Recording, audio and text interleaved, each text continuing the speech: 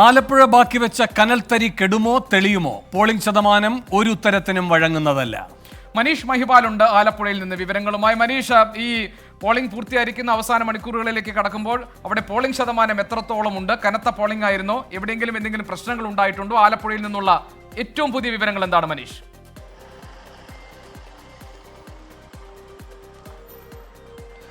ഗോപികൃഷ്ണൻ, കടുത്ത ത്രികോണ മത്സരം നടക്കുന്ന ആലപ്പുഴ മണ്ഡലത്തിൽ തുടക്കം മുതൽ തന്നെ ഒരു പിടുത്തവും തരാത്ത രീതിയിലുള്ള ശതമാനക്കണക്കും പോളിംഗ് രീതിയുമായിരുന്നു. നിലവിലത്തെ സ്റ്റാറ്റസ് അനുസരിച്ച് 950 പോളിംഗ് സ്റ്റേഷനുകളിൽ പോളിംഗ് അവസാനിച്ചിട്ടുണ്ട്. പക്ഷേ 1333 പോളിംഗ് സ്റ്റേഷനുണ്ട്. അങ്ങനെയാണെങ്കിൽ തന്നെ ഏകദേശം ഇനി 400ഓളം പോളിംഗ് സ്റ്റേഷനുകളിലെ കണക്ക് കൂടി വരാനുണ്ട്. നിലവിലത്തെ കണക്കനുസരിച്ച് 73.05% പോളിംഗ് ആണ് രേഖപ്പെടുത്തിയിട്ടുള്ളത്. കഴിഞ്ഞ തവണ 80.25 ആയിരുന്നു. ആലപ്പുഴ നിയോജക മണ്ഡലത്തിലാണ് ഏറ്റവും കൂടുതൽ പോളിംഗ് രേഖപ്പെടുത്തിയിട്ടുള്ളത്.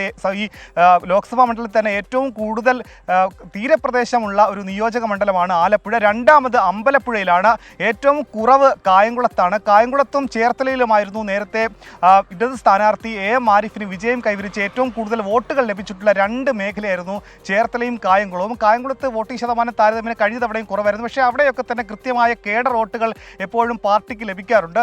നിലവിലത്തെ പുതിയ ട്രെൻഡ് അനുസരിച്ച് ശോഭാ സുരേന്ദ്രൻ എത്ര വോട്ടുകൾ പിടിക്കുന്നു എന്നതനുസരിച്ചിരിക്കും ഇവിടുത്തെ ഗതി നിർണ്ണയിക്കുന്നത്. അത് ശോഭാ സുരേന്ദ്രൻ പിടിക്കുന്ന വോട്ടുകൾ ആരുടെ വോട്ടുകളാണെന്നുള്ള കാര്യമാണ്. തീരദേശ മേഖലയിൽ ഇന്ന് ഉച്ച കഴിഞ്ഞും കനത്ത പോളിംഗ് ഉണ്ടായിരുന്നു. തീരദേശ മേഖലയിലെ ലത്തീനൊപ്പം തന്നെ തീവ്ര സമുദായത്തിലെ വോട്ടുകൾ നിർണായകമാണ്. ഒപ്പം തന്നെ മണ്ഡലത്തിൽ 35% വരുന്ന ഈഴവ വോട്ടുകളുണ്ട്. 73% ഹിന്ദുക്കളിൽ ഭൂരിപക്ഷം പകുതിയിലധികവും ഉള്ളത് ഈഴവ വോട്ടുകളാണ്. ആ ഈഴവ വോട്ടുകൾ സ്പ്ലിറ്റ് ചെയ്യാൻ സാധിച്ചാൽ ശോഭാ സുരേന്ദ്രൻ ഒരു പരിധിക്കപ്പുറം വോട്ട് പിടിക്കും. കഴിഞ്ഞ തവണ 1,87,000 എന്ന ചരിത്ര ഭൂരിപക്ഷം BJP നേടിയിരുന്നു.